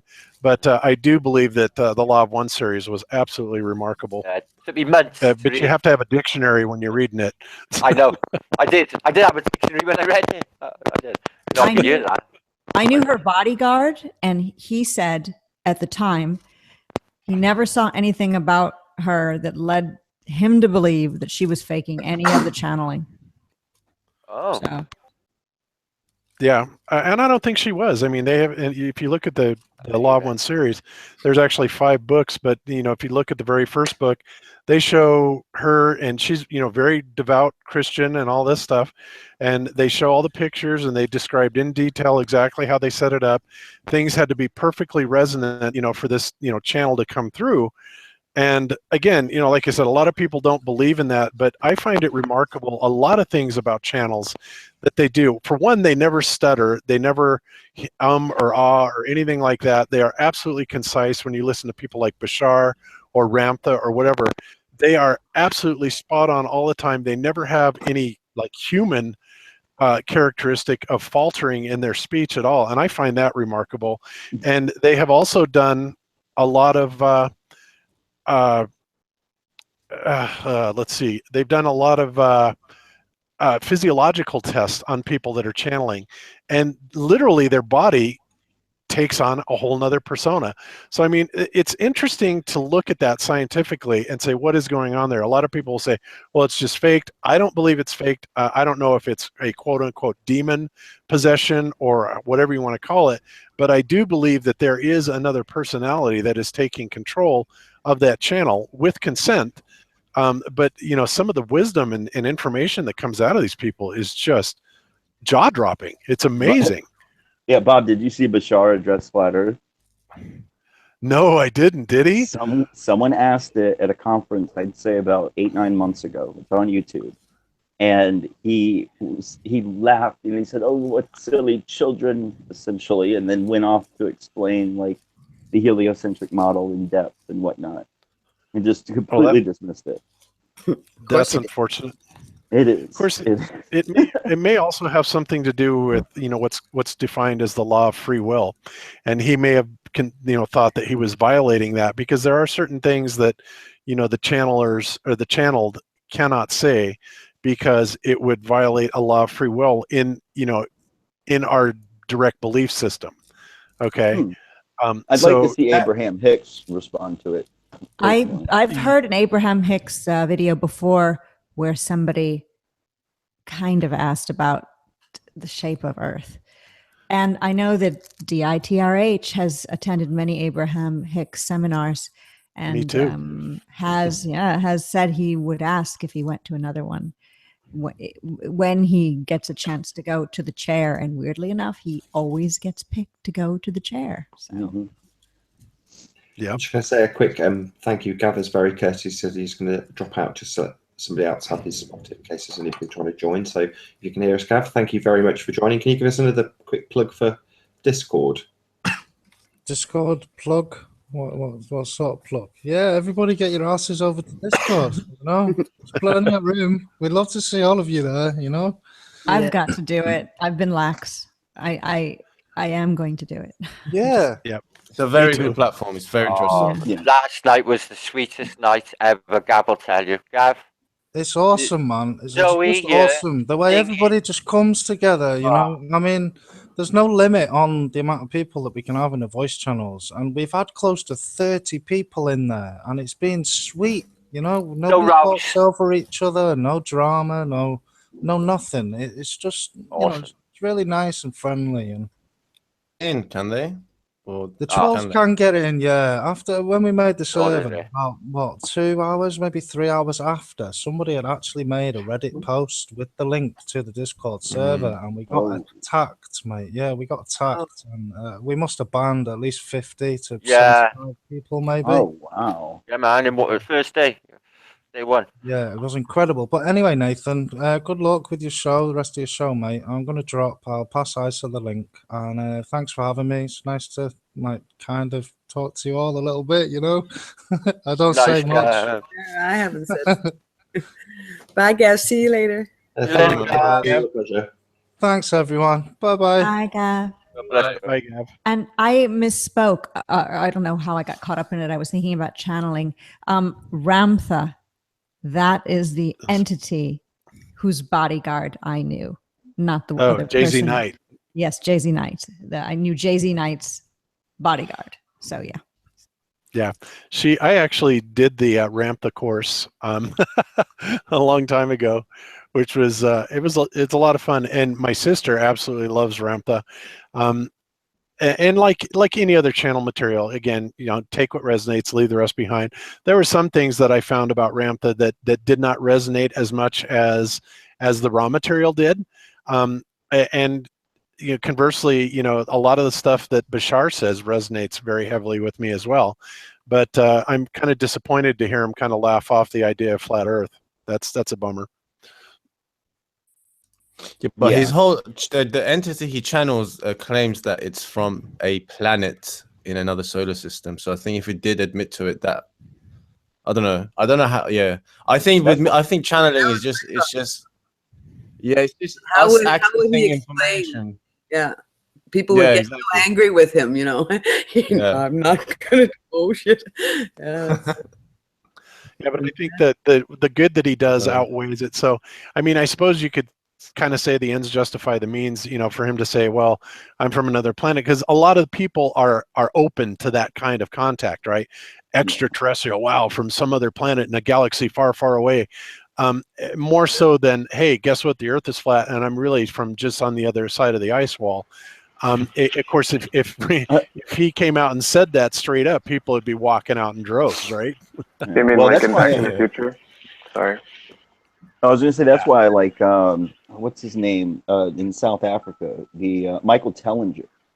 Yeah.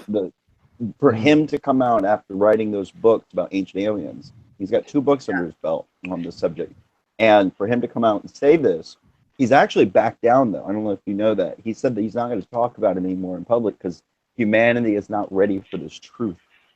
It's the quote that I heard. That so doesn't mean he doesn't still think it's how it is. Yeah, that's what I'm saying. Like he's gotten so much backlash from it that and you see it with everybody. Anybody who has a little bit of influence is. I mean, when Santos Bonacci got out there, like, you know, it was just devastating how everybody treated them, and he just went aggressive on everybody. Yeah. But he reeled it back in a little bit. But it's hard to deal with when you get all this type of aggression. I know. That's a red flag, in my opinion. People should look at that and go, wait a second. Why are these 2 words pissing everyone off so much? Exactly. You know what really disappointed me about Santos? And I mean, I followed Santos for years. I love his work on syncretism. And we had him on Globebusters, actually just shortly after Patricia had him on her show. And the thing that really blew me away was it was Morgile that was really not too pleased with Santos, and I'm like going, whoa, which kind of took me aback a little bit. But I mean, I really like Santos's work a whole lot, and I was really dismayed with you know, John's apparent, you know, dislike of his work. That was so weird. But you know, to each his own. Yeah, he also had a problem with Powerland too, but yeah, well, that's a whole other topic. We won't talk about that one. No, but Santos is fantastic. He was one of the first people I saw out here, and most of everything he says just really makes a lot of sense to me. It, as they say, resonates with me. So I was happy to see him out talking about it. Yep. Yeah, on the Truman show a couple of times, and I think he's actually coming up to his 100th live stream as well. Oh, awesome. You know, Isa's here as well. Yeah, Isa is here. Hey, Isa. Hi. How you doing, Isa? Can you hear us? Uh-oh. The owl icon says, who? Where is he? The owl sees through the darkness. Yeah. What's up, Isa? Where you at, man? He's probably getting his microphone fixed. Yeah. Yeah, probably. you tried to get a word in edgeways, Stephen. So what was it you were trying to interject with? Like Bob was saying, you know, like in Back to the Future, there's a part where Marty has to go to his father, and he says, "I am Darth Vader from the planet Vulcan," you know, because he's trying to get him to do what he wants. You know what I mean? Yeah, he's in a hazmat suit. Yeah. That was hilarious.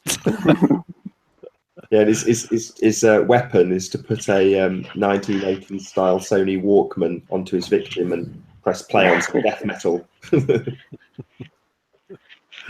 Yeah, that was pretty crazy. That's quite a cool segue, actually, into something that I've been paying a lot of attention to people's opinions on, which was a bit of exposure that came from Russian vids, where he had I think he was the director, although he was in the scene, the specific scene that was being shown by Russian vids, where he essentially explained that some not so shady characters approached him while he was at a school and requested that they paid for the day's costs, which was about $1,200, so that they could dress the set. And all they did was dress the set, which was a classroom with a AE projection or a map of the flat Earth, if you want to call it that. And they put that up on a blackboard along with a square with a grid. And that's all they did. And they paid $1,200 to do so. And I got a few opinions, and I think even Jaron talked about this. Shame he's not here to address it directly, but there we go. But he essentially said that Jaron thought that it was there so that the ideas that can't be put into the consciousness of everybody through the mainstream, i.e. they can't be put into the education system through things like peer review, have been put in by people like you and I to keep the consciousness of flat Earth with the people. I asked Russian Vids on his live stream why he thought it was there, and his attitude was the same as mine. It's there to as dupe as delight, essentially. I'd perhaps take it one step further and to say that it's there for the Tiger Dan reason, so that if you go down that route, you have a linchpin argument with the flat Earth map. There's 101 different reasons, but maybe if we can go around the panel, and what is one and all your opinion of having flat Earth maps subliminally put into movies? What would you say the purpose is? Don't mind who starts off. Well, go ahead, Cathexis. Okay.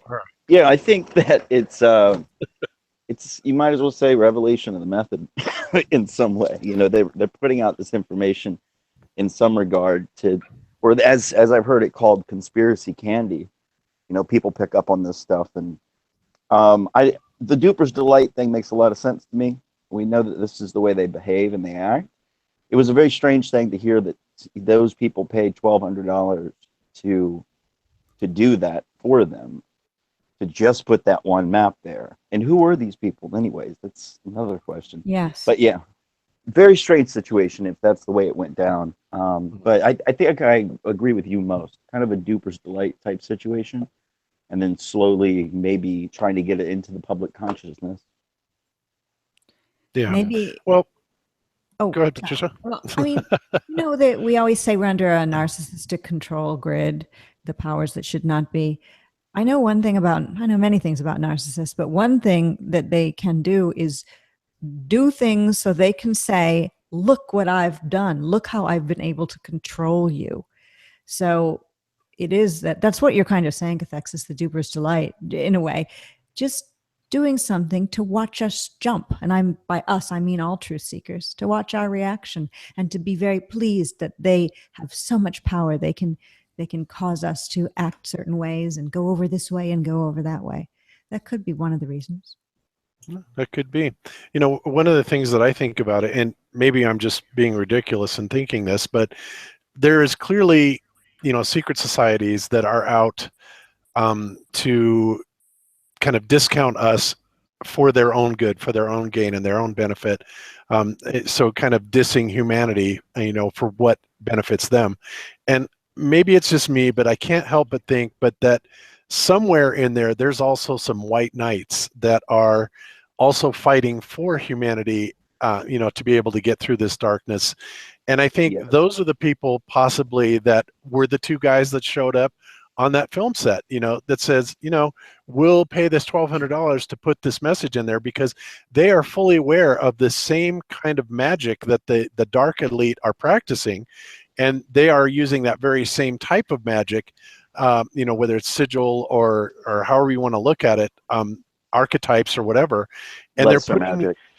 Yeah. right, lesser magic, and putting it in subliminally, because at some point it's going to come around and it become in the conscious mind of people that are looking at it. So that's kind of how I choose to look at it, is that there are some good guys out there in white hats that are doing this for our benefit, and not so much the elites. I like that. Yeah, But I agree. well, yeah, it's very interesting. So let me put it to you this way. Who would be in the position to be contacted if somebody at your college came and said, hey, you know, I want to shoot a scene at your college? You know what I mean? Like, who would be in that position to be the person who got that call to say, yes, you can go in and do that? You know, would it be the random good person, or would it be one person who's in contact with the higher ups at that college? And, you know, universities and that kind of thing are usually connected to organizations, you know, like Skull and Bones, that kind of stuff, go out of Princeton University, I think.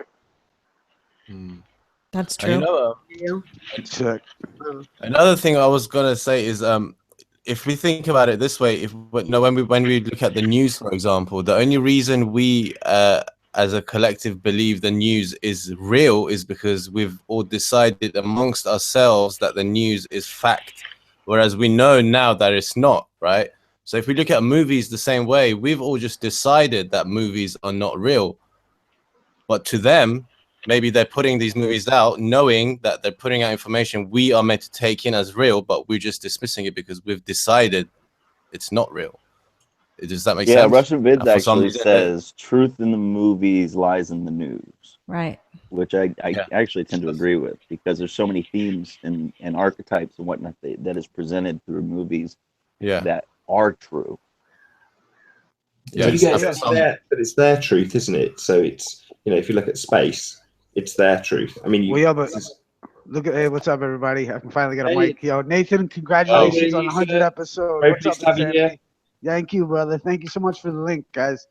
And I was gonna say, yo, their terms are all up in our face. Like, for instance, I've been yelling from the rooftops about the definition of human being monster, and that's why, or animal, and that's why on Animal Planet it says surprisingly human, because the whole idea is that they're telling us in our face, like through their ad campaigns and through all of their stuff like that, like they're. I think once you start learning how to read their signs and symbols, you see it everywhere. Yeah. You know what I mean? And yeah, hey, what up, Stephen Chess? How you doing, sir? I know I've been out here running my mouth. How you doing? I hope everything's good. How you doing, Sean? Chilling, nice. Spec. Yay. And Globebusters. Yay. I'm so excited. Oh my gosh. And Patricia Steer. What's up, love? You look beautiful. Thank you. Yeah. Yay. You look like an owl, but okay. Yeah, well, I'm always asking who did it? Who did it? Coming for your ass. So yeah, we're just out here looking at the scene, and yeah, we look through the dark, man, because it seemed like there became like a little bit of a dark cloud over the flat Earth scene for a sec. Mhm. I don't know if anyone else picked up on it, but not me. Yeah, no, not you, right? It comes and goes, Issa. It comes and goes. Yeah, I guess, I don't know. I had to man up. I was like, whoa, what's going on out here in these rough flat Earth seas? And let's remind everybody that all they ever used was plain trigonometry to decide where they are in latitude and stuff like that. Like, you know, just remind all these people that for some reason think spherical trigonometry had something to do with navigation. You know, I've been kind of just upset about that point. And you've been exposed. That dude needs to get up. Can you interview? I'm asking people's requests for you've been exposed for an interview. 101, episode 101 or something. You've been exposed up again. I'd love to. I've asked him. I've put a message in his chat. I can't remember if I sent him an email as well, but I'd love to interview him. He seems really sound. So yeah, but without wanting to seem really, really rude and change the subject, is as we've got Bob here. I can't remember whether or not you covered this on Globebusters, Bob, but you talked about a map that you'd come across. I don't know if actually been turned on to it by Wolfie, but he told you about a map basically of the world, a sort of squashed globe map. I'm pretty sure you'll know what I'm talking about. Yes, I know exactly what you're talking about. And obviously, Wolfie and I have very different perceptions on this, but what we're talking about is called the WGS-84 flattened ellipsoid datum. Okay, and now Wolfie claims that the WGS-84 is a perfect representation of the globe. However, when you go to look at any projection of the WGS-84, never will you find it projected in any globe form. In fact, it's always projected as an azimuthal equidistant type of map. And just the very name of it, the WGS-84 flattened ellipsoid datum, should be a big hint to a lot of people. Datum, first of all, means it's just a database. They don't ever actually give a true projection of what it is. Because I think that if they did, honestly, what we would be seeing is the true flat Earth map. So the other thing that raises a red flag is, why do they call it a flattened ellipsoid? Now, granted, you know, the Earth, as at least in Cammy's in my model, is not a perfectly round circle. In fact, it would appear to be a little bit more elliptical. So now, and when you add that oid at the end of it, the ellipsoid, that is giving it some characteristics that that are a little bit spherical, okay? But nevertheless, the projections are still taking place topically on the top of that ellipsoid. So basically, if you take the oid off of it, what you have is a flattened kind of oval, elongated type of map. And that is what the WGS-84 is. And I believe, like I said, there's a lot of secrecy around it. You know, the government will not release the code for it.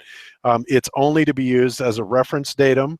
They will not let anybody crack into it and actually project it, because, like I said, if I'm right, then this datum will project out to be the actual true flat Earth map.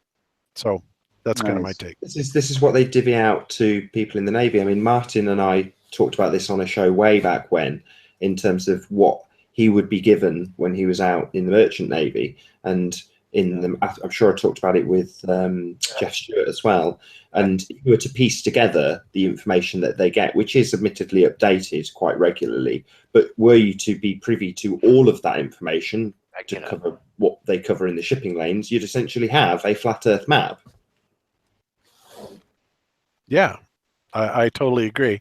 And I think that, you know, if anybody ever does really crack it, you know, and a lot of people, it's funny because you can go onto some of the hacker sites and a lot of people have actually tried to hack it, but I guess there is some unbelievable level of government encryption on it, you know, that they're never going to get into this, because a lot of people that are map makers, I almost said cardiologists, cartographers,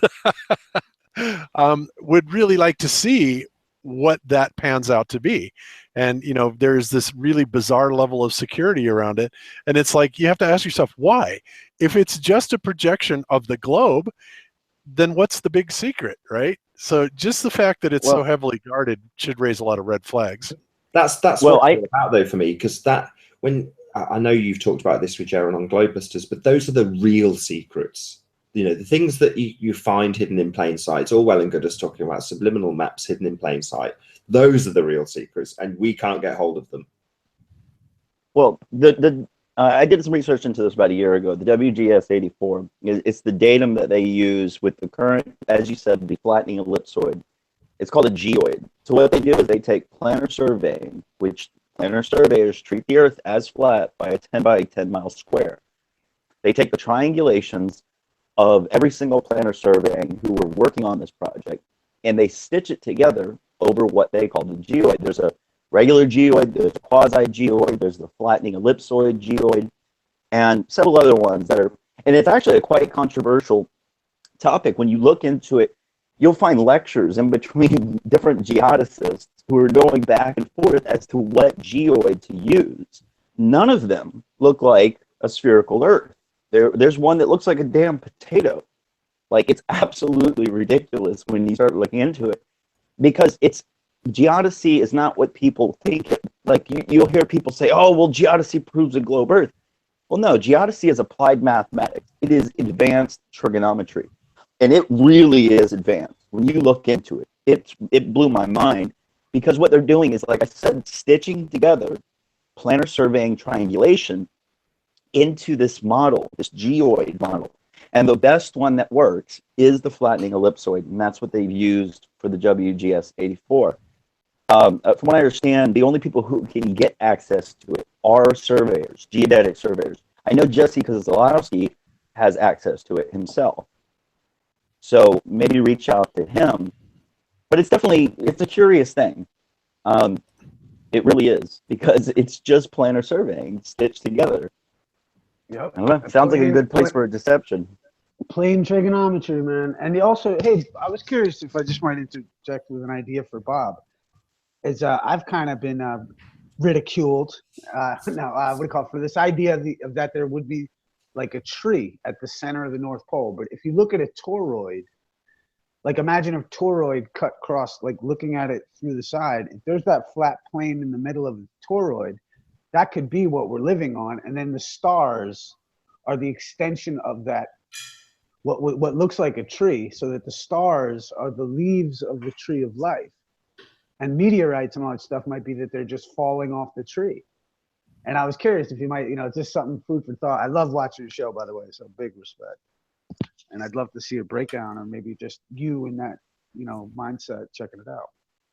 I think we should call it trigonometry from now on. Oh, look at you. That's politics. Politics. Politics. Okay. That's good. Sorry to interrupt you guys. I'm just going to say, I know Stephen's going to jump off in a second, so I just wanted to say a big thank you to Stephen Chess for coming on. Thank you very, very much indeed, Stephen. It's been a pleasure having you here. Yeah, man. Good talking to everyone. Good seeing everyone. Hey, Patricia. Yeah, peace. Wonderful to see Stephen always. Everything's better with Stephen Chess. I stand by that. Thanks, because while I do this, Cathex, I don't know if you would drop and then just come back in. Your mic's gone all terrible and crackly. I don't know if it's a connection. But I will drop off as well, Nathan. Give other people a chance to come in, if that's all right. Yeah, sure. If you want to do that, but I don't. Get in and that might want to come in and that, so I thought I'd just clear the way. So it's great. Thanks for the invite. Anyway, I don't want the entire panel suddenly vanish. That would be terrible. No, that's not what my intent is at all. I just thought I'd clear the space in case Jen or others wanted to come in. That's all. Yeah, David's going to come in. There you go. Yeah. All right, then. I'll catch you in a bit. All right. Love you all, guys. You know it. Take care, Martin. Bye. Bye. See you guys later. Loves you guys. Bye. Very nice, Martin. Good to have you. Always. We've got David Weiss. How you doing, David? Pleasure to have you. Hello. Is my mic